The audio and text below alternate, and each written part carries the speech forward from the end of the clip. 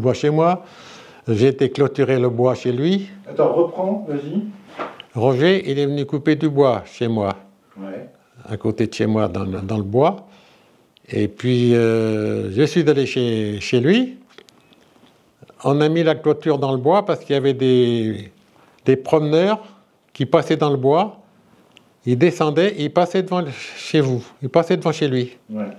Alors, on a été clôturé tout ça avec un grillage pour pas que les gens descendent chez vous. Je sais, j'étais là. Voilà. Tu te rappelles? Oh, c'était pas trop, non, mais enfin. Ouais, j'étais là, quand vous avez posé le grillage. Vous êtes rencontrés en quelle année avec Roger? Vous étiez déjà taxi tous les deux alors? Oui, on était. C'est par le boulot. C'est par le boulot qu'on s'est connus. C'est pas, oui, c'est par le boulot. Avant, on ne se connaissait pas. Mais on s'est fréquenté beaucoup après. Ouais. Avec Roger. Il venait chez moi, j'allais chez lui, on a mangé chez lui, il venait manger à la maison. On s'est fréquenté beaucoup tous les deux. Vous étiez rencontrés à Orly? Oui, sûrement, comme ça, quoi. Ouais, c'est ça. Ouais, au ouais. bord du boulot, de hauteur d'un café. Vous aviez à Orly, vous aviez une salle, comme vous aviez un endroit où vous retrouviez les taxis? Non, on allait à Orly Ouest à l'époque. Et comme on embauchait presque toujours à la même heure, vers 2 ou 3 heures de l'après-midi, on allait prendre le café à Orly Ouest, au bar d'Orly Ouest. Donc c'était le point de rendez-vous des taxis qui embauchaient l'après-midi. Qui embauchaient l'après-midi pour faire la nuit jusqu'à quelle heure alors? Voilà. 1 heure, 2 heures du matin. Et on allait manger le soir, on était une quinzaine, à 10h30 du soir, 10h, 10h30, parce que c'était l'heure où il y avait le moins de clients. Les clients ils étaient au théâtre ou au cinéma. Et après, on prenait 1 heure, 1h30 pour se reposer aussi, parce que 10 heures de travail, c'est beaucoup. On avait droit même à 11 heures. Et donc, on se reposait pendant 1 heure, 1h30, on cassait la croûte, on mangeait, et puis après, on reprenait le boulot jusqu'à 1h, 2h du matin. Et où est-ce que vous alliez manger alors? Vous aviez vos coins Eh bien, je livrais du vin dans un petit restaurant. On est venus amis, et tous les soirs, on était 3, 4 maximum à aller manger là. C'était le petit restaurant du 16e? Non, c'était un autre? Vous vous souvenez comment ça s'appelait? À quel coin de Paris c'était? C'était en face de square. Rive droite ou rive gauche déjà? Rive gauche. Ah, chez les riches. Rive gauche, c'était le parc où il y a le Sénat là. Le parc où il y a le Sénat. Luxembourg. Luxembourg, voilà. La rue qui descendait. Dans le coin, rive gauche, dans le coin de Luxembourg. Voilà, on allait manger là, et puis on est venu amis avec le bistrot qu'on livrait le vin. Donc on allait là manger tous les soirs. On était 3, 4 maximum. Et on mangeait ce qu'on voulait. Qui me dit, vous ne fiez pas au menu, vous prenez ce que vous voulez. À la carte ou n'importe. Alors je me disais, qu'est-ce que tu as de bon ce soir? Le mec il me dit, il y a ça comme entrée si tu veux. Un plat m'aurait suffi. Mais l'entrée était bonne, le dessert était bon. Si bien que là, moi je faisais normalement 85 kilos, et je suis monté à 93 kilos quand j'ai arrêté le taxi. Ah ouais. Après j'ai perdu, et je mangeais toujours bien quand j'ai arrêté le taxi, mais j'ai descendu jusqu'à 81. Et 81, il dit, s'il descend à 80, je vais voir le toupie. Total que je remonte de 80, je suis remonté à 84, 85, comme d'habitude. Mais on mangeait bien le soir. Tous les soirs, on mangeait là. Et la bande de copains que vous étiez très proches, il y avait qui? Parce que moi, je me rappelle de Michel le docteur, je me rappelle de Gérard, oui. Toi, papa. Il y avait quelqu'un d'autre? Il y avait Gaëtan, mais Gaëtan, tu l'as peut-être pas connu. Il y avait Dédé aussi. Gaëtan, je l'ai sur la liste là. Oui. Il est décédé? Non, tu peux lui téléphoner. Je l'ai appelé il n'y a pas longtemps. Son nom de famille, t'en souviens? Magourou, truc comme ça, je crois. Alors moi j'ai Gasoil, non c'est pas possible. Non, Magourou, je crois, Gaëtan Magourou. Magourou. On n'a peut-être pas le nom de famille. Hein. T'as peut-être pas le nom de famille. Mais j'ai son numéro de téléphone. Hein. J'ai téléphoné il n'y a pas longtemps parce qu'il n'y a pas de nouvelles. Et il va bien, Gaëtan? Ça va, il a des petits problèmes aussi. Il fait les hôpitaux aussi, lui, il a eu le cancer. Voilà, Gaëtan, je l'ai. Oui. Attends, on va faire un stop. Peut-être, oui. Alors, j'ai Dédé Étoile, Dédé Italien, Dédé Café. Dédé Étoile, je crois. Je crois que c'est lui. D'accord, Dédé Étoile. Okay. Parce qu'après, le restaurant, c'est le fils qui a pris, là, le patron est parti en retraite. Et après, on allait manger un self-service qui était à l'Étoile. Un grand self-service qui était à l'Étoile. Alors là, il y avait une quinzaine de Marocains, une dizaine de Noirs, et puis on était 4-5 Français. Alors, Dans quelle année, ça, le self? Le self, c'était vers la fin, c'était dans les années 90, même après, 95 peut-être. Donc, vous aviez l'impression que la population des taxis avait changé à ce moment-là? Non. Non, non. Il y a toujours eu des Marocains et des oui. des taxis. Et on était très bien vus avec les Marocains. Ils m'ont invité chez eux au Maroc. J'ai fait le tour du Maroc, accueilli à bras ouverts. D'accord. Mais il y avait déjà dans les années 80-90, quand vous avez commencé, il y avait déjà des taxis qui étaient étrangers. Ah ben oui, mais j'ai commencé le taxi en 67, moi. Et il y avait déjà des étrangers. Oui, il y a toujours eu des étrangers. Il y a eu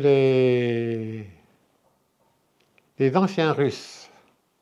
Bien sûr, les Russes blancs. Voilà. Je les ai connus aussi. Ah, vous avez connu les taxis Russes blancs? Oui. Ça a été le job qu'ont fait les aristos quand ils sont arrivés à Paris. Mon père en a connu. Papa, il en a connu. Il a commencé avec des Russes blancs. Oui, mais en 67, ils étaient là. Hein. À la G7, il y en avait. Oui, oui. Oh, ça serait... Ils étaient en station, ils discutaient ensemble.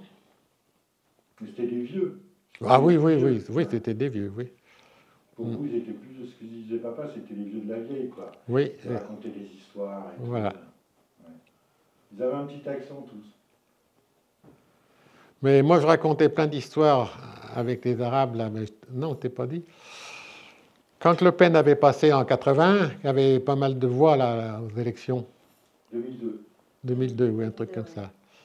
Et un soir, je vais manger donc au self, là, à l'époque.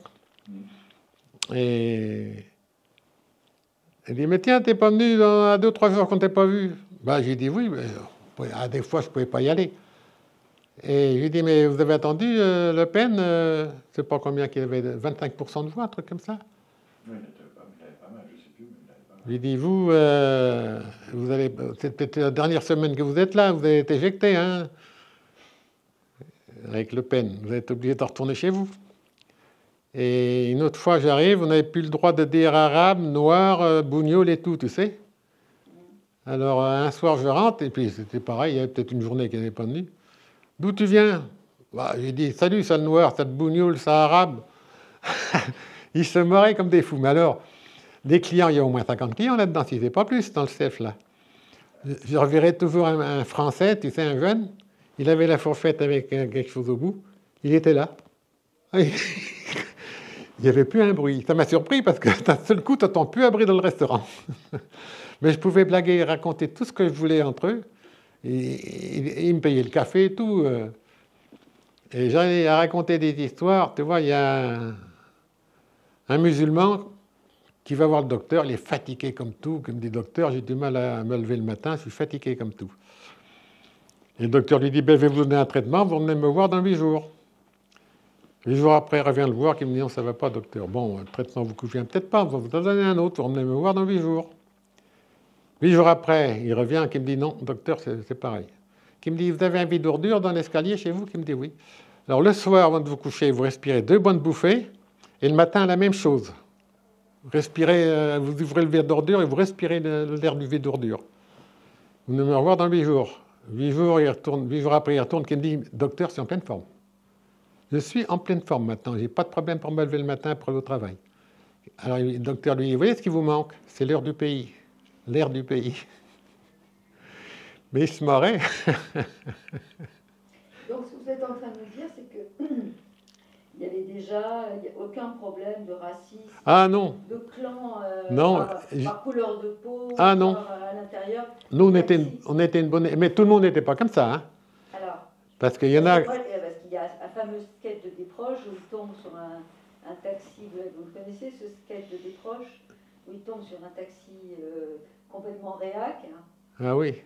Donc, et moi, j'en ai eu, je suis déjà montée dans des taxis à l'époque quand j'étais jeune. Et t'as vu dernièrement, là, Non, j'ai pas vu derrière moi. le taxi Uber, là, qui a été violé une femme? Ah oui. Ils en ont parlé hier soir, je crois. Il a pris une cliente pour la ramener. Pas de permis, fausse identité. Et il a couché avec la femme dans le lit, il l'a violée. Et il n'est pas puni, hein. Ils l'ont laissé partir. Donc en fait, il y avait dans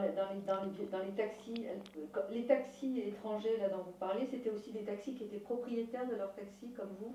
Oui, il y en avait, oui. Il y en avait qui étaient propriétaires. Alors je ne comprenais pas parce qu'ils avaient un logement dans la région parisienne et leurs femmes et les enfants étaient de reste au Maroc.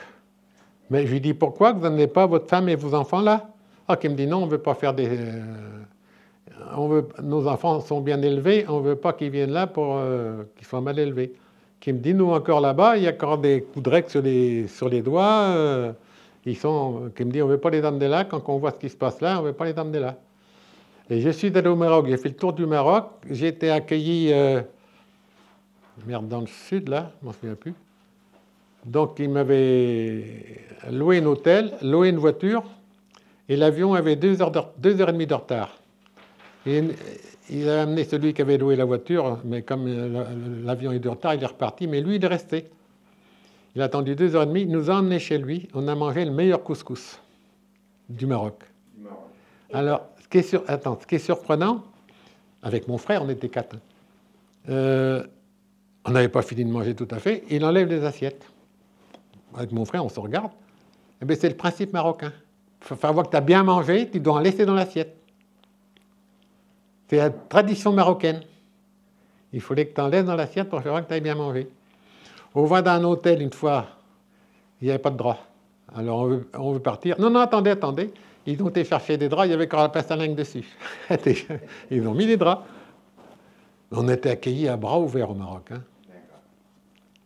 Et vous aviez des copains marocains dans le taxi? Oui, pas mal. Oui, ben moi j'étais bien avec ces gens-là, mais on prenait le café ensemble, tout ça, je pouvais raconter n'importe quelle connerie. On avait même prévu, enfin on ne l'a pas fait, tu vois, organiser une espèce de bagarre à l'étoile, comme on mangeait à l'étoile, avec les Noirs, les Arabes et les français. Et puis on a réfléchi, on ne va pas le faire parce qu'il y a des passants, ils vont prendre parti pour l'un ou pour l'autre. Ah oui. Autrement, on voulait faire semblant, tu vois, de se bagarrer. Mais on n'a pas voulu le faire parce que les passants avaient pris part pour l'un ou pour l'autre. Hein. Oui, c'est ça. Ça aurait peut-être déclenché une émeute. Ah oui, non. Il y avait déjà beaucoup de... C'était quoi qui était majoritaire dans le taxi là, dans les années 80-90? Oh, c'est encore les Français Les quand même. Français, hein. Oui. Mais tu vois, il y a un Algérien, enfin un Marocain, qui finissait comme moi vers 2 heures du matin. Il rentre chez lui, sa femme a mis un papier sur la table comme quoi son fils était au commissariat. Donc il va au commissariat, son fils était là, il avait pris un flic par le callback. Et bon, il avait peut-être une vingtaine d'années, enfin peut-être un peu moins, je ne sais pas quel âge il avait. Et puis il dit, les flics libres, ramenez-le chez vous, ramenez-le chez vous, il n'y a pas de problème, vous le prenez, vous le ramenez chez vous. Non, il a fait une connerie, il faut qu'il soit puni. Non, vous le ramenez, allez, vous le ramenez. Alors les flics le laissent sortir, il sort, il faut une toise à son fils, il tombe sur le capot. Il dit, mais pourquoi vous le battez comme ça? Il me dit, c'est moi qui éduque mes enfants, c'est pas vous, c'est moi qui éduque, je fais ce que je veux.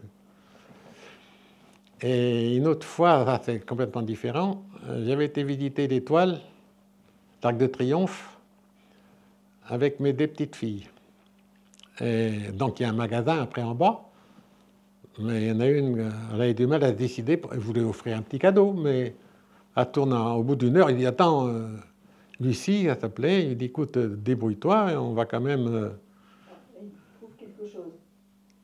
Total qu'elle tourne toujours, je la prends par le bras, puis je la sors. Elle se met à crier.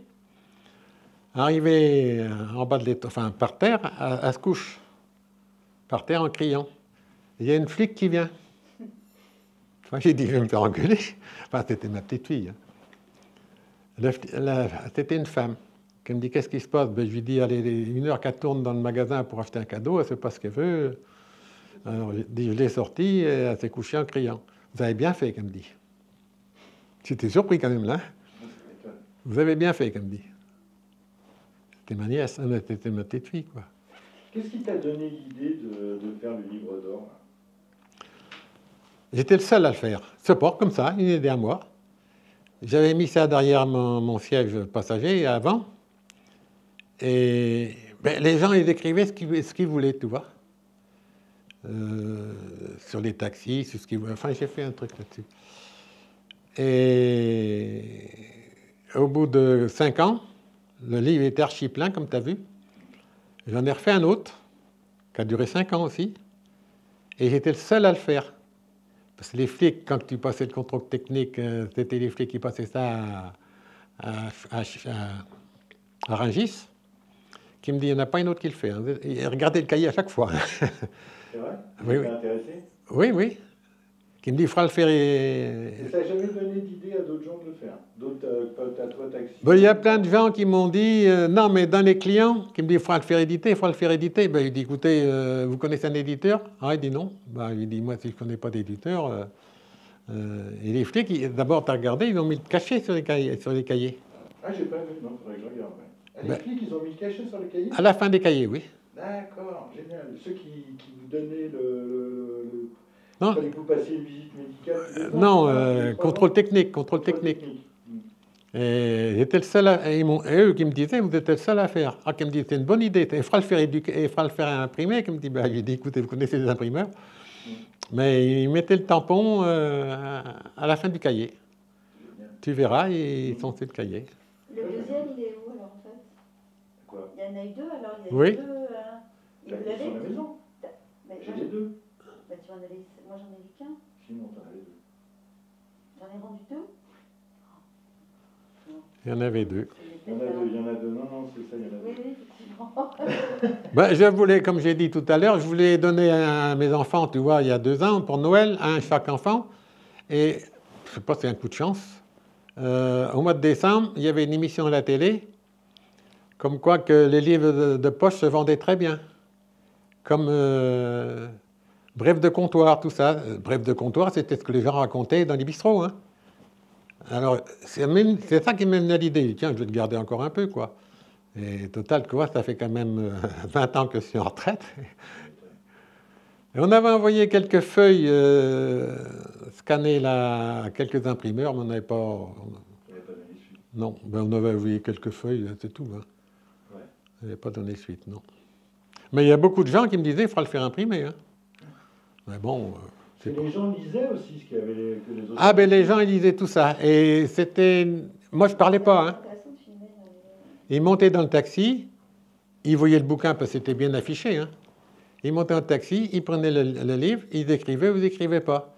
Ah, des fois, c'était une journée, il y avait 2 qui écrivaient, tout le monde lisait, presque tout le monde. Hein. On ne discutait pas, ils ne me posaient pas de questions ni rien, hein. Ça les occupait. Et à des fois, dans la même journée, il y a 3, 4, 4, 5 qui écrivaient. Et à des fois, personne n'écrivait, ça dépendait. Mais tout le monde le regardait. Tous les gens regardaient le livre. Hein. Ouais. Et qu'est-ce que je veux dire? Tu as fait beaucoup la nuit, les sorties de boîte, tout Ah, ça. ouais. Là, c'était pas. Parce qu'il y en a beaucoup qui sortaient de boîte, ou du Oui. boulot, du lido, tout ça. Tu as fait des danseuses. Mais le Lido sortait à 2h moins le quart. Et toutes les nuits, il y avait une équipe de taxis qui prenait les danseuses du Lido dans une rue arrière, à la sortie. Et on les emmenait, on en prenait 3, 4, on les emmenait à domicile. Mais c'était toutes les nuits à 2h moins le quart. Alors moi, je ne voulais pas avoir cette contrainte. Donc quand ils avaient un taxi qui manquait, ils m'appelaient. Et j'y allais. Donc ça nous permettait... Moi, j'étais au Lido, mais tant que je voulais. On allait voir le spectacle, ma famille venait, des amis les emmenaient au Lido. Il y avait la queue à des fois jusqu'aux Champs-Élysées. Et moi, je rentrais de passer devant tout le monde. On avait droit au champagne, on avait droit à tout. Et la boîte qui est en bas de Georges V, là, il y a une boîte avec qui est connue aussi, je ne me souviens plus du nom. Je ne me rappelle jamais du nom de cette boîte-là. Quand tu descends Georges V à gauche, là, en bas, il y avait une boîte, et puis je ne connaissais pas. Et un jour, je prends une cliente là-dedans, mais un peu tard, parce que ça fermait, je ne sais pas à quelle heure. Je lui dis, vous n'êtes pas en avance? Elle me dit, non, c'est moi qui m'occupe de la comptabilité. Et là, il y avait une petite erreur de quelques centimes, mais il ne fallait pas qu'il y ait d'erreur. Alors, c'était pour ça qu'il a pris du temps. Vous connaissez, qu'elle me dit? J'ai dit non, j'attends qu'on m'invite quand vous voudrez, qu'elle me dit. qui me dit, je vous donne mon nom et vous dites que vous êtes mon neveu. Alors, elle me donne son nom. Pas longtemps après, j'y vais avec un copain. Il y a le chasseur qui est devant, là, tu sais. Je lui dis, je suis le neveu de Madame Intel. Ah bon, il m'a emmené, il m'a assis, il m'a donné le champagne. Et a travaillé 3 nuits, je crois, dans cette boîte-là, comme comptable, et puis a travaillé à Roissy, mais je n'ai jamais vu à Roissy. Mais c'est vrai que ça m'a permis d'aller voir la boîte. Mais j'étais un petit peu déçu, cette boîte-là. Tu vois, à l'entracte, il y avait pas mal de Chinois là-dedans qui sont sortis à l'entracte. Moi, je n'avais pas payé, je restais, mais autrement, c'est vrai que c'était des nanas qui se baladaient comme ça, comme des putes, quoi. Je n'ai pas apprécié C'était trop. pas Crazy Horse? Voilà, Crazy Horse. Moi, j'aimais bien. Moi, j'aimais bien le Crazy Horse. Ouais. Tu n'aimais pas trop, toi? Oui, c'était que de la danse, il n'y avait pas de spectacle comme Lido. Tu Ah veux si, dire. il y avait un spectacle. Quand même. Mais Mais quand j'y suis allé, moi, il n'y avait rien. Spectacle de danse, surtout Crazy. Ouais, avec des éclairages, c'était assez Oui. créatif. Hein. Ouais, c'était assez créatif, Mais là, il y a... que les gens s'attendaient plus au Lido ou au Moulin Rouge. Non, mais le soir que je suis allé là-dedans, c'était peut-être pas un bon soir, ça a changé un petit peu. Mais le Moulin Rouge, il y avait des danses... oui, moi ça s'appelle. Les French Cancans. Les Fresh Cancans. Mais pendant un moment, il n'y avait plus de Fresh Cancans. C'était du cinéma, du théâtre, du cirque qui nous faisait. Et souvent de fois, devant, il y avait un camion d'arrêté. Donc c'était un poisson qui rentrait là-dedans. Il y avait des chevaux qui rentraient au Moulin Rouge. À l'époque, il n'y avait presque plus de Fresh Cancans. J'étais vachement déçu, là. Hein. Il n'y avait presque pas de Fresh Cancans. À mon avis, ils l'ont remis. Hein, parce que... Ah, ils l'ont remis, oui. Ils l'ont remis, mais il était pendant un moment qu'il n'y avait presque pas... C'était plutôt du cirque. Oui. Alors, vous savez que les ailes du moulin sont tombées cette nuit? Ah bon? C'est pas vrai. Les ailes du Moulin Rouge? Ouais. Elles sont tombées cette nuit. Alors, ça a blessé personne. On pense entre 2 et 3 heures du mat. Il n'y a pas d'image, il n'y a pas de photo, Ouais, pas de témoins. Ils n'avaient pas encore trouvé de témoins. Ah ouais. Et il y en a 2 qui se sont cassés la gueule. Donc, voilà. Et ce soir, ils font quand même le spectacle. Ah oui. Mais il a perdu ses ailes. Mais maintenant, je crois qu'il gagne plus de fric avec la boîte de nuit qu'avec le moulin. Oui, mais le Lido, il n'est pas fermé, le Lido? Bah, le Lido, il est fermé, oui, maintenant c'est une salle Oui, mais ça me... qu'on peut louer, Ah ouais. Voilà. des Oui. spectacles temporaires, Oui. hein, pour des spectacles ou pour des meetings politiques, Oui. pour des choses comme ça. Bah. C'est magnifique le Lido à l'intérieur. C'est vraiment dommage hein, de voir cette salle. Ben, nous, on a visité tout le Lido, et c'était tout au début, il y a longtemps déjà de ça. Il y avait des patinages sur glace, il y avait un peu de tout. Alors, tu sais... Celle qui baissait, qui montait. Oui, et il y en a une qui descendait et t'en remettais une autre à la place. On a visité tout ça, hein. On connaissait le directeur, on connaissait tout le monde là-dedans, nous. Le soir, on allait là, c'était formidable. Mais le Lido... Tu as fait des amitiés ou un peu avec des gens De de la nuit. la nuit comme ça? Où on était, non, c'était juste comme ça, quoi. Oui, oui, j'ai bu le café avec pas mal d'artistes qui venaient dedans, je ne me souviens plus des noms, mais qui racontaient des conneries, des histoires, tout ça, tu vois. Bon, on prenait le café ensemble, c'était pas de problème. Et les relations avec la police? J'ai pris le gars qui était avec Lynn Renault, le mari de Lynn Renault. Il était connu, non? Oui. Et c'était un taxi qui travaillait pour eux. Il arrive à Orly, lui, il venait chercher sa femme qui arrivait par avion. Et on nous a payé le café. On était 2, je crois, à prendre le café, le chauffeur et puis moi. Enfin, le chauffeur qui était dans un taxi que je connaissais bien. Et il nous a raconté qu'il avait plein de chansons comme ça, qu'il me dit que ça va ressortir. Il nous en a fredonné quelques-unes, alors je m'ai ressorti. Qu'est-ce que tu me posais comme question tout à l'heure? La police, là, il y avait des relations avec des policiers que Non. vous connaissiez? Non, Aucune? aucune. Aucune. Aucune. Même vous ne les voyiez pas, ceux qui s'occupaient des mœurs, vous ne les voyiez pas? Ah, c'était les boers. Des fois, les boers qui s'occupaient des taxis. Si tu refusais un client ou n'importe. Là, ils sont... Non, je ne parle pas forcément dans la relation taxi, mais le fait de se balader dans les cabarets, il y avait des flics qui étaient là, la police des mœurs. Vous avez Bon, non, on n'a pas connu. pas connu. On n'a pas connu, non. Si vous preniez des amendes, vous n'aviez personne pour les faire sauter. C'est hors caméra. Hein. Non. Papa, il connaissait les gens. Oui, ton père, je crois. Ouais, il connaissait pas mal de gens. Mais un jour, j'étais garé en bout de la rue. Oh putain. Enfin, j'avais été à un restaurant dans le 13e, là, en bas de l'avenue, pas d'Italie, non, celle qui redescend après. Non, celle qui descend. Ivry. Comment? Ivry. Ah non, en allant vers où? Vers- Vers le 5e? Oui, vers la Seine. Ah, boulevard d'hôpital. Le boulevard de- Non, celle qui part de la porte d'Italie, qui allait directement en bas. Enfin, j'étais garé là. Tout était en ordre, j'avais le rodateur et tout. Je reviens, il y a une contredanse. Alors, je ne comprends pas trop, j'avais le droit de me garer, j'étais une station de taxi, mon rodateur n'était pas éteint. Alors, je vais voir les flics. Ah, qui me dit, là, donc, il y avait le commissariat à côté, qui me dit, il faut écrire à la police, quoi. J'ai écrit, ils m'ont remboursé. Ben oui, ben écoute, tu n'étais pas en tort. Bah non, t'as le droit de stationner tes taxis en plus. Ben oui, non, il y a, Quand tu travailles, t'as le droit. Hein. oui, il n'y avait pas de problème là. Et alors, la vie de famille, comment ça se passe alors? Parce que vous rentriez. Votre femme, elle travaillait ou pas? Oui. J'avais une femme en or en parlant poliment, parce que on ne se voyait pas beaucoup, tout compte fait. Moi, je rentrais vers 2-3 heures du matin. Elle se réveillait le matin, elle s'habillait, elle partait au boulot. Elle travaillait à Longjumeau. C'était pas très loin, elle avait sa voiture.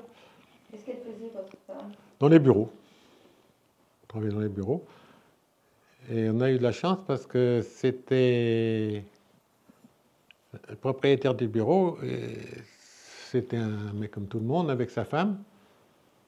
Et il voulait que ma femme parte en retraite, tu vois. Mais avant la retraite, elle n'avait plus besoin d'elle. Alors il fallait, pour qu'il la licencie, qu'elle fasse une connerie. Ah, ma femme ne voulait surtout pas. Alors ils ont proposé comme quoi qu'elle allait pointer à la place d'une autre. Alors là, elle a accepté, tu vois. Elle a eu une prime pour partir, et elle est partie 3-4 ans avant la retraite. C'était bien. Donc, elle se levait le matin, c'est elle qui s'occupait des enfants pour quand ils étaient jeunes, pour les amener à l'école, tout ça? Bah, ils allaient à l'école tout seuls à l'époque. Hein. Au début, ma femme ne travaillait pas. D'accord. C'est maître. Quand vous avez commencé à faire le taxi en démarrant à 2 ou 3 heures, en finissant en 1 ou 2 heures, À garder les enfants. vous rentriez vous coucher, vous vous leviez vers quelle heure? Vous vers midi? Ah non, je me levais vers 8. Je faisais la sieste le midi. Tous les midis, je faisais la sieste. D'accord, vous leviez le matin alors? Vers 8h30, 9h. Ouais. Et les enfants, le midi, quand ils étaient à Marcoussis, là, qui étaient un peu plus grands qu'ils allaient à l'école, ils venaient manger avec moi le midi. D'accord, donc vous déjeunez avec les enfants? Ben oui, ça permettait de les voir. De les voir au moins le midi. Et le soir, c'était ma femme qui était là. Et après, vous refaisiez une petite sieste et c'était reparti? Voilà. Ben, je ne voulais pas faire la nuit complète, moi. Et j'avais un collègue qui faisait la nuit complète, mais j'ai dit, tu ne vois pas tes enfants? Qui me dit, plus que toi. Ah bon? Et qui me dit, oui. Qui me dit, le matin, on prend un petit déjeuner ensemble, je les mène à l'école, moi je vais me coucher. Le soir, avant de partir, je vais les chercher de l'école, on mange ensemble, puis je vais au boulot. Oui, donc il les voyait 2 fois par jour, alors que toi, tu les voyais une fois. Mais lui, il dormait le jour quand les enfants étaient à l'école, Ah, voilà. tu comprends, et puis il était là le matin et le soir pour être avec eux. Dans le fond, il voyait plus que moi. Mais moi, j'ai embauché à cette heure-ci parce que si tu es de Montlhéry, de Montlhéry pour aller à Orly ou Porte d'Orléans, il y avait 25 km, aussi bien d'un côté que de l'autre. Entre votre résidence et Orly? Et Orly ou Porte d'Orléans, c'est le même. De sa maison, tu vois la tour de Montlhéry. Oui. Tu vois la tour de Montlhéry? Je sais pas. Ben, il y a une tour qui est connue, il y a une bataille et tout machin. Et il est à, je sais pas, 2-3 km à vol d'oiseau. Donc ça faisait 25 minutes de trajet pour aller à Orly? Même pas à l'époque, on pouvait rouler. Moi, je mettais un quart d'heure pour y aller. D'accord. Que celui qui partait le matin vers 7h, il y avait que des taxis qui ne comprenaient pas, il mettait 1h30 pour y aller. Et le soir, 1h30 pour rentrer. Ça faisait 3 heures. Gérard a fait ça pendant peut-être 6 mois, 1 an, parce que sa copine ne voulait pas qu'il soit là le soir. Mais il mettait 1h30, 2 heures pour aller à Orly. Il était un peu plus loin que moi en plus. Que moi, si j'ai fait ces horaires-là, c'était pour éviter l'embouteillage. Oui, toi tu partais vers 14h, je sais que papa il partait vers 13-14h. Oui, on se retrouvait. Et Ouais. il rentrait vers 1h, 2h du matin. Quoi. Oui, je me rappelle de ton père une fois. il allait au boulot, il avait reculé la voiture du garage, et c'était en pente chez toi. Ouais. Il avait oublié quelque chose. Il va dans sa maison chercher ce qui lui manquait. Il revient, la voiture est rentrée dans le mur du garage. Tu te rappelles de ça, non? J'étais prêt à partir. Il téléphone, qui me dit la bagnole, il n'y a plus de phare, il n'y a plus rien. Bon, mais il dit passe à la maison. Donc j'ai changé les phares, j'ai tout changé le pare-choc avant et tout. J'avais plein de pièces d'avance, moi. Le capot ne fermait plus. On a mis un bois sous le capot, on a monté dessus. Il a monté dessus pour pouvoir aplatir le capot, pour qu'il ferme. Et il a continué comme ça. Il n'a pas fait réparer, il a tout le capot fermé. Il avait une boîte automatique. Ouais. Il n'y avait plus de marche arrière. Il passe au contrôle technique avec pas de marche arrière. Ils s'en ont aperçus, tu parles. Un contrôle technique. Alors, il faisait attention quand il travaillait de ne pas avoir de peine à faire de marche arrière. Donc j'ai un copain qui était taxi mais qui était doué, qui change la boîte à vitesse. Il en avait une d'avance. Il est parti, il a peut-être fait 2 km, la boîte ne marchait plus. Il la redémonte. Il y a un moment qu'il l'avait à baigner dans l'huile, la boîte, tu vois, Eh bien, ce qui était collé, parce que la boîte automatique, c'est un disque avec des trucs collés dessus, tu vois. Et là, c'était décollé. Il avait trempé dans l'huile pendant X temps. Il démonte la boîte, il me sort ça. Ben, je lui dis, écoute, moi j'ai changé ma boîte il y a 1 mois, j'avais changé ma boîte automatique.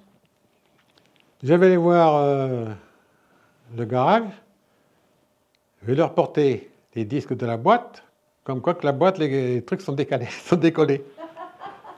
Oh, le mec, on n'a jamais vu ça. Il me dit, ben, il dit, écoutez, hein, voilà l'exemple, regardez, j'ai la facture, ça fait même pas 1 mois que j'ai votre boîte, oui, boulot.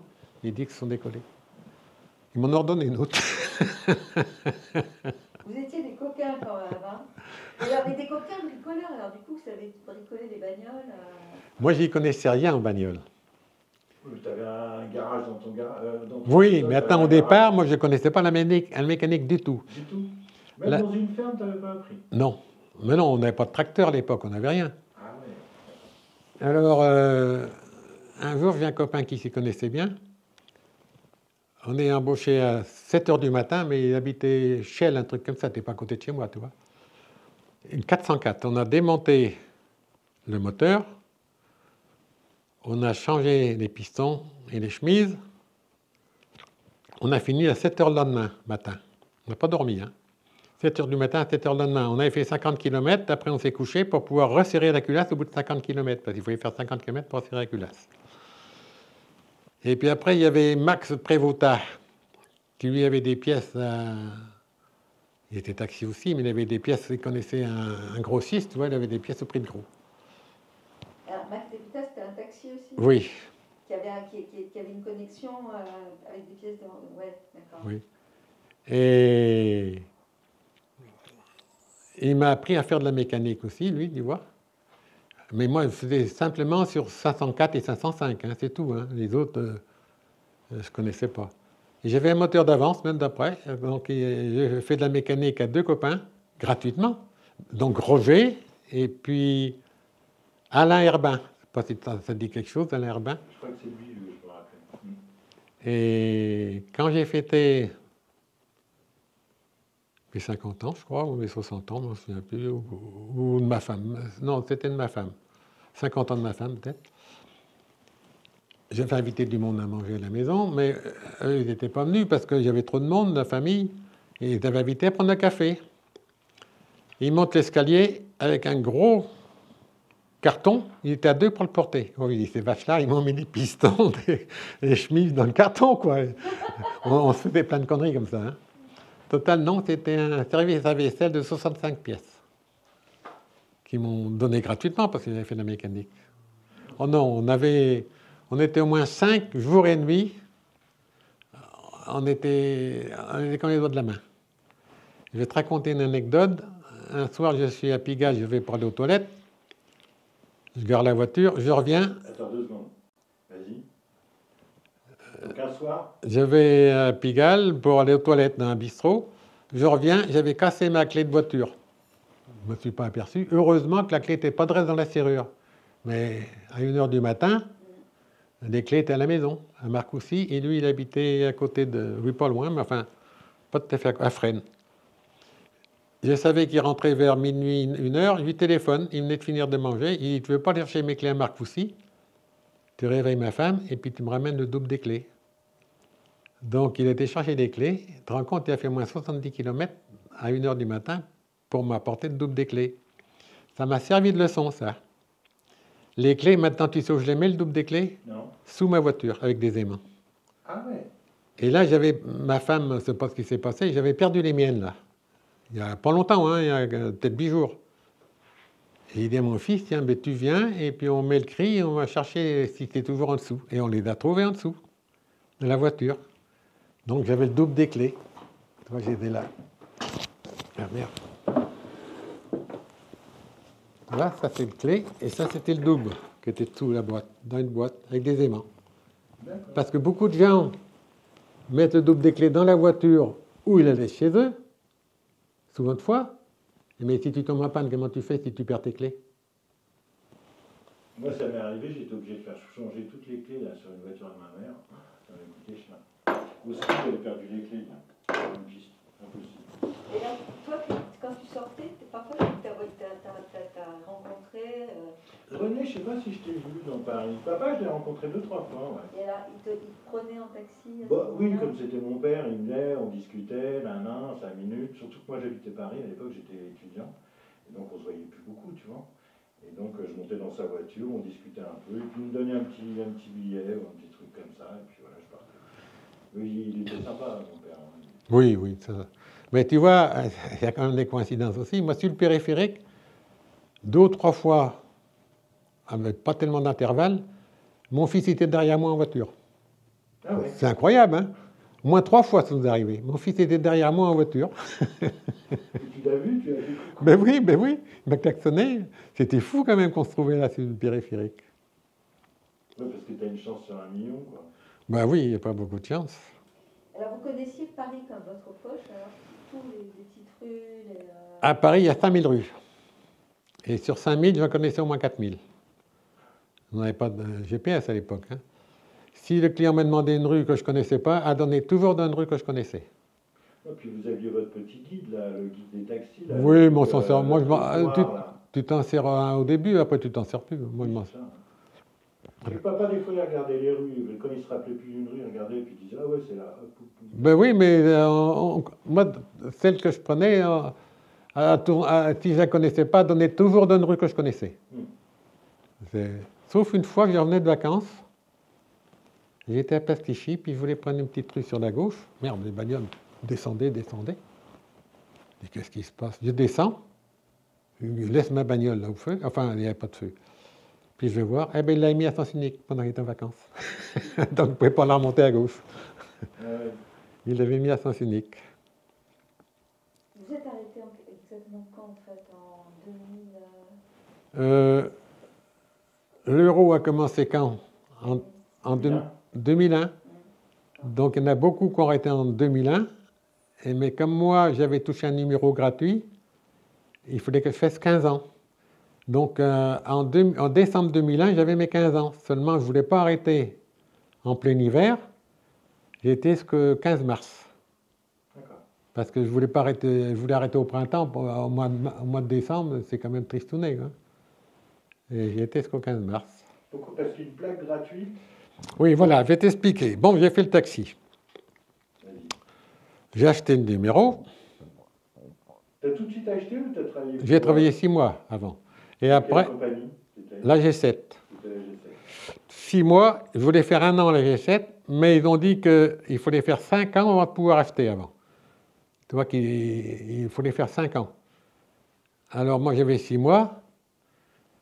J'ai tout de suite acheté avant que la loi passe, tu vois. J'ai acheté une personne qui était d'un certain âge aussi, que je connaissais, qui habitait à Plastichy. Il est venu à la maison, je lui ai donné 3 000 francs, 3 millions, enfin, on ne se souvient plus. Parce que c'était cher, les plaques de taxi. Oui. J'avais été à la poste là, à Paris, là, au centre.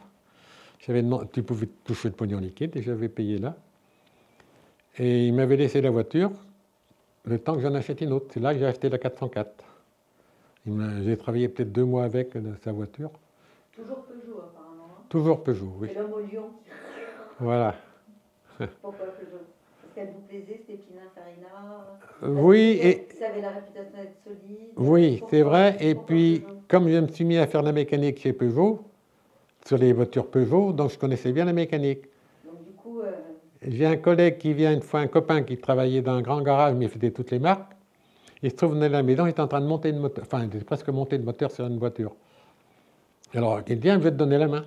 Donc, on fixe le moteur, il reste un boulon. Qui me dit, il reste un boulon dans la boîte. Ben, il dit, tu peux voir, ah ben le boulon, il va là. Ah bon, qu'il me dit, il était fort, toi. Ben, il dit, tu sais, moi, je peux le démonter les yeux fermés. Hein. Il était tellement habitué. Tu t'y fais quand même. Hein.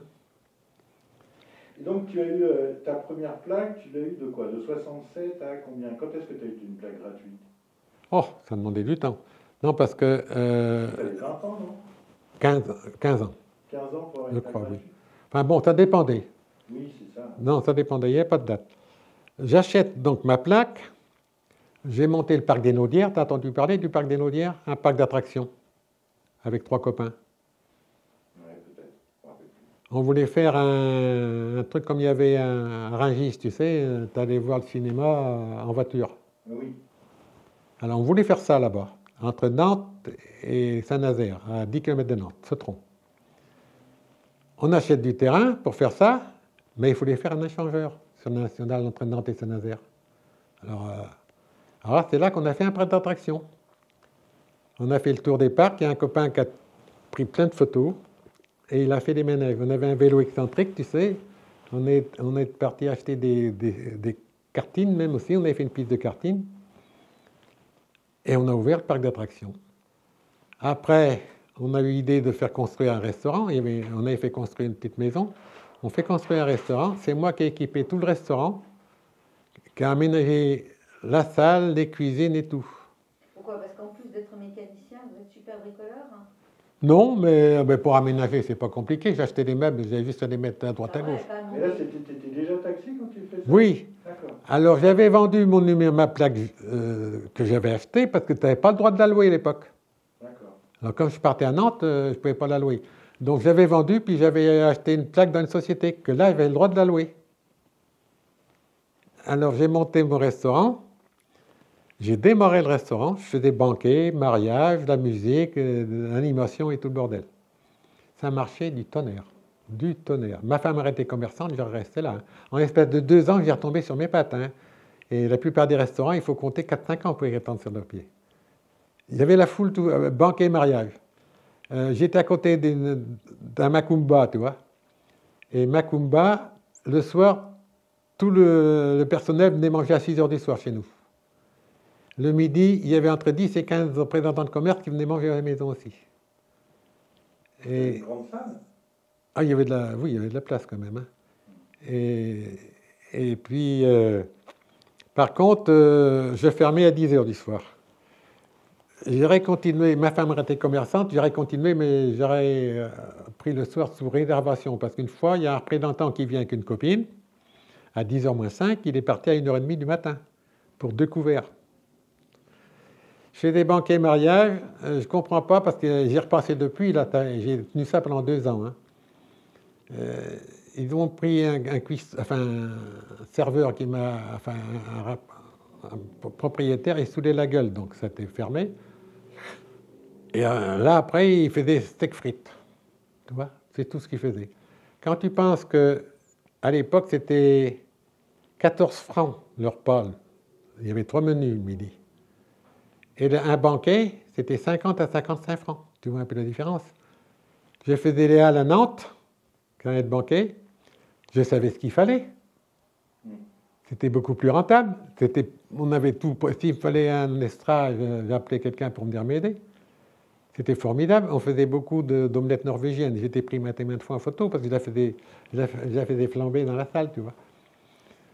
Et le dernier mariage que j'ai fait, parce que quand j'ai arrêté, j'ai annulé pas mal de trucs, de repas que j'avais. Mais j'ai quand même un mariage, 1,2 million en 78. C'était déjà quelqu'un de Place Voltaire à Paris et de Nantes. Alors, pendant ce temps-là, le taxi était loué alors en fait. Et il était loué, oui, 2 ans. Mais je me suis fait avoir aussi parce qu'il y avait une batterie toute neuve, et ils ont dit qu'elle était perdue, et ils avaient piqué. Il avait piqué une roue, un pneu tout neuf aussi dans la roue de secours. Ils m'ont dit que c'était fait piquer, c'était pas possible parce que non, c'était. Enfin bon. Bon, c'est comme ça. Oui. Et Et donc, tu as arrêté le restaurant pour te remettre taxi alors? j'avais gardé un pas dans le taxi, hein. Oui. Comme j'avais pris une place dans une société, je pouvais la louer, donc il avait loué la place. Ben oui, parce que ma femme n'était pas commerçante, tu vois. Ça ne l'intéressait pas de servir ni rien. Ben, ça, c'était un peu comme l'embouteillage. Un jour, 80 personnes au restaurant. Il y avait le cuistot, il y avait une aide cuisinier aussi, un aide. Et puis comme serveur, il y avait moi puis une autre, on n'était que 2. Les gens arrivaient sans arrêt. Mais je lui dis non, il faisait beau. Puis les enfants allaient jouer au parc gratuitement, tu vois, quand ils venaient manger. Et il y a un représentant qui vient avec sa famille, il me dit écoute, on ne peut pas te prendre, c'est pas possible. Regarde, c'est plein de restaurants, les bistrots, il y en a même dehors. Oh, qui me dit ça fait rien, on va t'aider, on va monter la table. Il pour 1 heure et demie attendre, hein. Tu vois, ils ne sont pas déçus parce que. Non, bon, ils ont resté là. Et ils ont mangé là. On a réussi à avoir 80 personnes à des fois, tu te rends compte? Maintenant, ils ont tout changé les jeux. Maintenant, il y a eu même de l'eau, tu vois. Maintenant, ils ont fait, on y a passé depuis. Ils ont agrandi le trou d'eau, il y a un pédalo, tout ça. Les manèges, c'est plus les mêmes, c'est des manèges gonflables et tout. Et ils ont jusqu'à 2500 personnes par jour. Ah, ça existe toujours alors? Oui, c'était vendu. Parce qu'il y a des écoles qui viennent en bus, tu vois, des jeunes. 2500 des fois par jour, tu te rends compte le monde qu'il y a? Ils ont agrandi énormément, hein. Mais nous, on a démarré ça. Mais il y a Delon qui était passé même, Alain Delon. Il était passé nous voir, et on faisait un repas, tu dis, à 14 francs.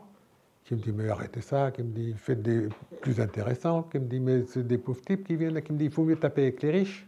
Il avait raison, hein, parce que les gueuletons, tu te rends compte de la différence? Tu avais 3 menus différents. Les gens qui arrivaient, ils voulaient ce menu, c'était complètement compliqué. Que le repas, c'était pour tout le monde la même chose, sauf une fois qu'il y a un mec qui me dit, écoutez, il y en a qui n'aiment pas ça, on ne pourrait pas faire 2 menus, il dit, si vous voulez. J'ai fait ça une fois. Parce que quand tu allais servir, porter le plat, qui c'est qui a demandé ça, c'était un bordel monstre, hein. Alors, une fois, j'ai fait ça, 2 menus. Autrement, c'était toujours le même menu. Il y avait un cuistot, je te dis, d'1,2 million là, en 78. Il y avait le buffet le soir. Les 2 femmes, enfin, les mères des mariés, c'était 25 francs. Elle me dit, mais c'est prévu 25 francs pour le buffet là? J'ai dit oui. Ah bon? C'est pas plus. J'ai dit non, on a prévu 25 francs, moi je ne change pas d'avis. Ah bon? Le cuistot, il était doué, tu sais, la viande, il coupait des tranches très fines, avec un plat, il en faisait 3. Mais oui, alors tu penses, ça fait des. Par contre, les Nantais, on a connu le facteur qui avait fait Saint-Nazaire et Rennes. Nantes était des radins, hein. À plus, ils ont cette réputation, hein, les Nantais, peut-être. Oui. Quand c'était des gars de Saint-Nazaire, tout ça, c'était bien. Mais quand on faisait un banquet comme ça le soir, il y a des gens qui venaient, pour eux, c'était tout à eux. On a payé, tout est à nous. Ils disent non, on aurait mis qu'est-ce que vous avez payé, il y a longtemps qu'il n'y en aurait plus. J'ai vu des femmes mettre leur fromage dans le sac. Et puis, je l'ai vu faire, puis je vais à côté. Oui, il dit, ça sent le fromage, là, tu vois, mais bon, je n'ai pas fait ouvrir le sac. Il y avait des gens qui apportaient l'assiette sous leur chemise. Tu vois, il faut surveiller. C'est pour ça que dans les restaurants, tu ne peux pas avoir de beaux couverts parce qu'ils vont te les piquer. Non. Incroyable. Et tu t'es remis à faire le taxi en quelle année, tu te rappelles? 78. Oui, quand j'ai arrêté le restaurant, oui. Ouais, direct, donc vous êtes revenu dans votre maison à Marcoussis. Non, j'habitais à l'époque Orly. Et quand je suis parti à Nantes, c'était un logement SNCF, hein, à l'époque, à Orly. Non, c'est bien. non, même pas. Attends. Ça avait des avantages. Moi aussi, je suis dans un logement SNCF. Non, attends, je vais revenir en arrière. J'étais dans un pavillon de l'Abbé Pierre, à Orly. On était une vingtaine de pavillons. avec un petit jardin. Après, ils ont construit des HLM de 4 étages. Et moi, quand j'ai parti du chemin de fer, il y en a qui m'ont dit, mais t'es logé pour le chemin de fer, ils vont te foutre dehors. J'avais Philippe à l'époque, avec un enfant. J'ai dit, tu crois qu'ils ils vont te foutre dehors, t'as pas le droit de... T'as un appartement du chemin de fer. Total, que c'était une société qui avait construit l'HLM à la place, là. Donc, ils logeaient l'aéroport, Orly et le chemin de fer dans les appartements, tu vois. Donc, ils m'ont mis dans un appartement en dehors du chemin de fer, de la ville d'Orly, tu vois, qu'ils m'ont mis. C'était possible, c'était tout neuf. Donc, il y en a qui m'ont déclassé. Moi, j'étais plus au chemin de fer, j'étais à la ville d'Orly. Donc, c'était des loyers très, très faibles, alors. Oui, c'était très faible. Et après... Donc, tu es revenu à Orly, alors, et tu as travaillé... Non, ils n'auraient peut-être pas le dire, mais j'avais sous-loué, je voulais garder mon appartement à Orly à l'époque, parce que je ne savais pas où j'allais aller. Donc je l'avais sous-loué à des amis, personne n'a su, pendant 2 ans. Et quand je suis revenu de Nantes, je suis allé à Marcoussis. Et c'est là que j'habitais dans une petite cabane en bas, là, que j'avais acheté une caravane dortoir, le temps qu'ils construisent, tu vois. Et votre femme, elle bossait à Longjumeau, ça lui allait comme ça? Elle suivait? Elle a bossé après, elle a bossé bien. Après, elle a elle bossé bossait en quelle encore? année Elle a bossé à Nantes un peu aussi. Elle a bossé à Nantes un peu. Et après, quand on est à Marcoussis, bon, elle n'avait pas de boulot. Il y a une copine qui vient, enfin des amis qui viennent, qui lui travaillait au chemin de fer à Longjumeau. Et sa femme travaillait donc dans une boîte là où le directeur, c'était un mec comme nous, tu vois, très sympa avec sa femme.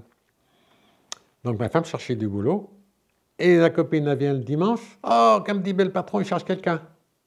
Elle en avait parlé, tu vois.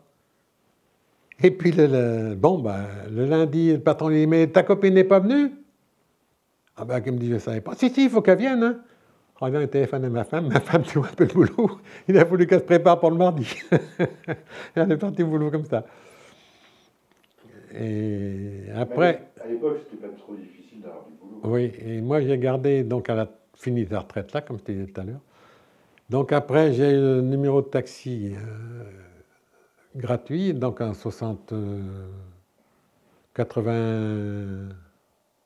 15 ans avant 2001. Donc, ouais, 86. Oui, 15 ans avant.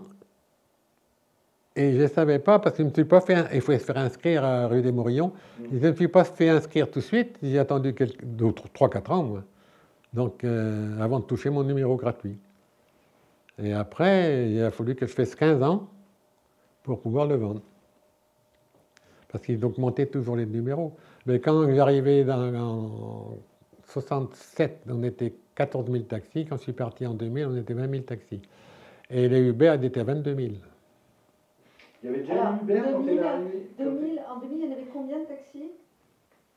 En 2000, il y avait 20 000 taxis et Uber, combien il y en avait à ce moment-là? 22 000.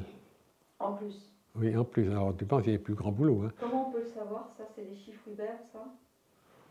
Sûrement, oui, quand même, je ne sais pas. Donc ça, vous avez connu le début des taxis Uber. Alors. Oui. Qu'est-ce que ça a changé? Qu'est-ce que ça... Uber avait la cote. Hein. Moi, je n'ai pas connu taxi Uber. Hein. Vous n'avez jamais travaillé à... Non, jamais. Mais il y avait des gens qui le prenaient. Et Uber, je vais te donner un exemple. Mon fils, il prenait l'avion à Roissy. Moi, je ne pouvais pas... J'amène au train à côté de chez moi, là. Il était en grève pour aller à Roissy. Ils appellent Uber. Il leur a pris 60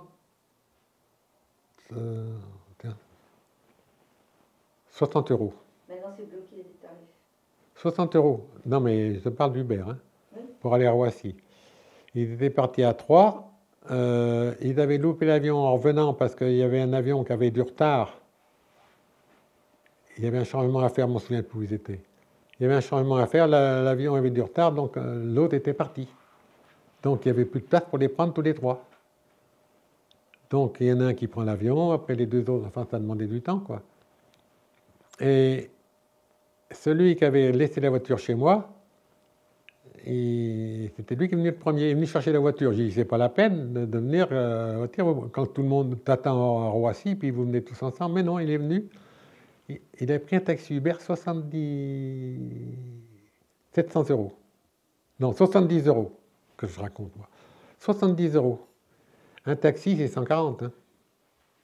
Ah ouais, Enfin, c'était 140 à l'époque. c'était 140 à l'époque. Oui. Jusqu'au moment où il a été décidé que les taxis, maintenant les tarifs d'aéroport sont fixés Oui. pour les taxis. Et heureusement parce que c'était n'importe quoi. Mais ils ont mis le tarif de nuit qui était à 10 heures, je crois, ils l'ont mis à 17 heures. C'était à 22 heures, ils l'ont mis à 17 heures. Maintenant, les courses, c'est un prix fixe. C'est si vous habitez rive droite, Orly, Ah bon Orly rive droite, c'est je sais plus combien. Orly rive gauche. Oui, mais dans Paris, c'est pas. Non, pas. mais, Non, c'est au Oui, oui, les aéroports, oui, d'accord. Aéroport, c'est assez fini. Oui, oui, oui, je sais. Qui dit, attendez, Oui, oui, je là, sais. vous êtes nuit, ça va vous coûter 300 euros, terminé, quoi. C'est pour ça qu'ils ont mis le tarif de nuit à 17 heures, parce qu'il y avait plein de taxis qui étaient dans l'aéroport et il manquait de taxis à Paris. Ouais. Seulement. Ouais, parce que c'était la poule aux œufs d'or, les aéroports, quoi. Oui, mais non, attends, t'attendais des fois 2 heures, 2 heures et demie à Roissy, hein. Oui, Et Orly, c'était 1 heure et demie, 2 heures aussi, hein. oui. Mais ça n'a pas marché leur truc, parce que si tu descends de Roissy à 7 heures du soir, tu vas mettre 1 heure et demie pour descendre, c'est gratuit, tu ne touches pas un rond. Il faut mieux attendre 2 heures, 2 heures et demie et descendre avec un client. Moi, une fois à Orly-Ouest, tu vois, il y a l'escargot. Oh, il dit merde, je vais descendre sur Paris. À Villejuif, la station était complète. Port d'Orléans complet. Je roule dans Paris. Moi, j'aimais bien me balader. J'ai pris un client amené de l'Opéra. Tu vois, d'Orly, j'étais amené de l'Opéra vide. J'ai pris une petite course bidon. Donc, j'ai dit maintenant, j'attendrai. Il faut mieux attendre 1 heure et demie à Orly à la rigueur et descendre avec un client. Parce que là, j'ai descendu à vide pour prendre une petite course de rien du tout. J'ai mis autant de temps pour descendre que si j'avais un client. Hein. Tout ça pour dire que ça demande une certaine stratégie quand même. Ça demande de bien connaître les heures où ça roule, les quartiers, oui. et être un peu malin. Oui, oui, c'est sûr. Et Oui. à pas faire n'importe quoi non plus, quoi. Oui, oui. Pas s'épuiser à faire des courses qui sont parfois inutiles.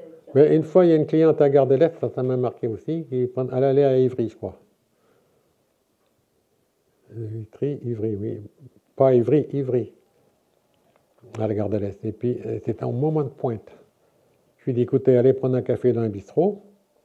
Ça vous coûtera beaucoup moins cher de prendre un taxi dans une demi-heure, 1 heure, dans une demi-heure, que de le prendre maintenant, parce que là, on va mettre un temps fou pour y aller. Et puis moi, je leur mettais autant de temps pour revenir.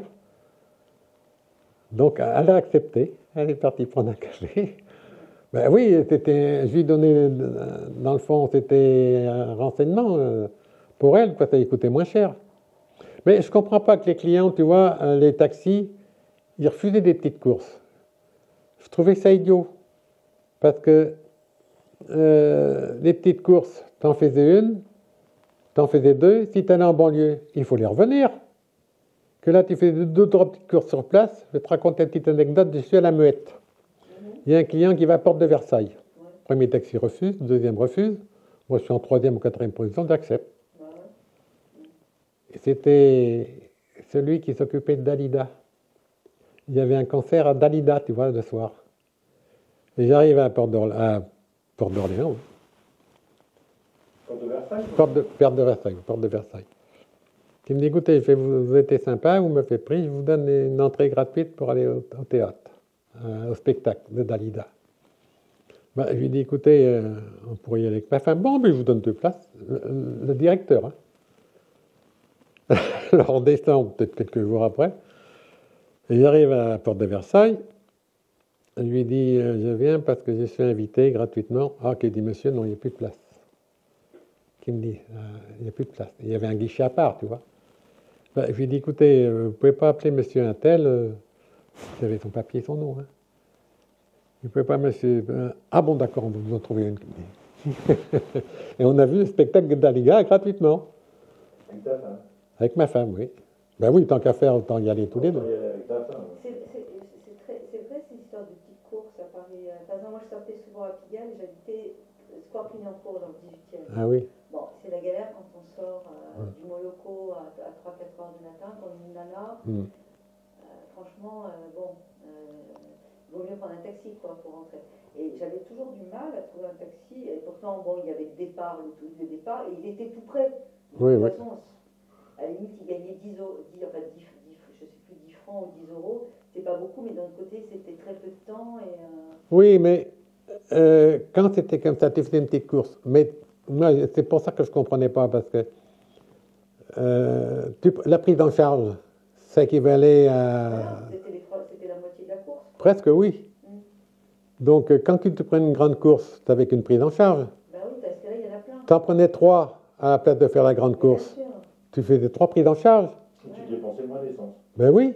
Ben, bien sûr que oui. Et moi, je ne comprenais pas les mecs qui voulaient faire des grandes courses. C'était bien sûr. Moins de temps, moins d'essence. Et c'était souvent le cas, premier taxi non, deuxième taxi Oui. non, et puis il y en avait toujours un qui était plus malin, et comme par hasard c'était toujours les plus sympas, qui disait bah ouais, allez hop. Non, mon père il m'avait dit que lui, il aimait bien faire des petites courses justement, comme toi, parce qu'il disait, non seulement tu avais la prise en charge, tu avais le prix de la course qui n'était pas top, c'était rapide, et en plus il te filait des pourboires souvent. Oui. Quand tu étais dans le Oui, parce que 16e, du coup, 8e, tout ça, si t'étais 10 francs... comme c'était 10 balles, il donnait 15, Voilà. parce qu'il disait, bon, il n'a pas gagné sa vie. Mais quand tu faisais plein de petites courses, en fait, les pourboires... Mais c'était plus rentable, tu avais moins de problèmes qu'à faire une grande course. Moi, je faisais...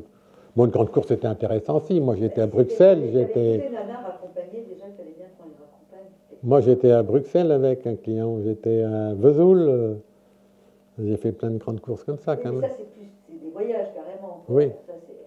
Ça, c'est des vraies grandes courses, quoi. Tu faisais des forfaits avec ça. Tu leur dis, je te prends tant... Non, Non, même compteur, pas. compteur, oui. Ah ouais. Ah la vache. Au compteur, ben, il y en a pris un quand j'étais à Bruxelles, je crois. C'était un ancien taxi. On arrive là-bas, à l'aéroport, je crois que c'était. On va prendre le café ensemble, c'était pas de bonheur parce qu'ils étaient à la porte-maillot, à l'hôtel qui avait la porte-maillot. Il y a d'autres taxis qui avaient refusé, tu vois. Bon, moi j'ai dit, je vais y aller. Les taxis, ils ne voulaient pas y aller. Super. Je vais là-bas, on a discuté, c'était un ancien taxi qui avait recyclé. On a traîné là-bas. Je suis revenu, c'était vers 7-8 heures du matin. J'étais crevé au volant. Je sais pas. Eh oui, je tombe en plein embouteillage sur les périphériques dans Paris. J'ai dit, merde, ah oui, ben oui. J'avais pas pensé à tout ça. Comme j'avais traîné avec lui là-bas, c'était sympa. Mais j'étais à Vesoul aussi. À Vesoul, c'était Lali qui était en tête à Orly Sud. Elle n'avait pas compris Vesoul. Elle avait compris un autre truc à côté de Paris, à Arfus. Moi, j'ai compris Vesoul. Je suis allé à Vesoul avec la cliente. C'est une chanson de Vesoul, c'est une chanson Alors, de Brel, ça. oui, alors j'ai téléphoné, en venant, ben, j'étais en retard quand même, donc j'ai téléphoné à ma femme, comme quoi que je ne serais pas à l'heure. J'avais arrêté de prendre le café, tout ça. Non, mais... Chez papa, il avait maman, la rue Blondel, là, Ouais. qui l'emmenait souvent à Biscarrosse, non? Peut-être, oui. C'était pas Mimi en Biscarrosse qu'elle avait une propriété là-bas? Et il restait plusieurs jours et tout ça. Oui, oui, oui. Et il était payé, hein? Oui, oui, il y en a comme ça, il y en a qui faisaient ça, oui. Elle descendait en taxi, hein, maman. Maman, c'était une grosse mère maquerelle de la rue Blondel, tu vois. Oui. Et d'ailleurs, il a eu des embrouilles avec ça, et les flics étaient venus lui voir en disant qu'est-ce que tu fais? Oui. Et en fait, il était passé par son pote Raymond, là. Oui. Tu sais, les Corses. Il a dit non, je fais rien, c'est juste taxi et tout. Bon, après, il le connaissait, donc il disait rien. Mais... Oui, mais il y avait des collègues qui rentraient le soir, et il y avait une pute, justement, vers la Madeleine, qui habitait à côté. Ah ben, c'est pareil, il est emmerdé aussi. Il pensait que c'était la maquerelle. Son gagne-pain. Ouais. Mon père, c'est ce qu'il avait dit. Il avait dit, ouais, c'est toi le mec et tout. Il avait dit, non, moi je suis taxi, moi, c'est tout. J'habite là en plus. Donc... J'avais regardé quand même. Mais les mœurs, oui, ils peuvent te tomber. Il y a eu pas mal de mecs qui étaient taxis, en fait. Pas mal de mecs qui étaient taxis. Ouais. Donc, je vais te donner des petits trucs là-dessus. Bah, c'était la bonne plante, tu vois ce que je veux dire? Tu pouvais venir chercher les filles, les emmener, tout ça, machin. Oh oui, mais c'était emmerdant, ça, quand même. Mais t'as des petites choses évoluées par les... Parce que les mecs, ils étaient vachement... Ben oui. Bon, je vais te donner quelques trucs comme ça que j'ai là-dessus.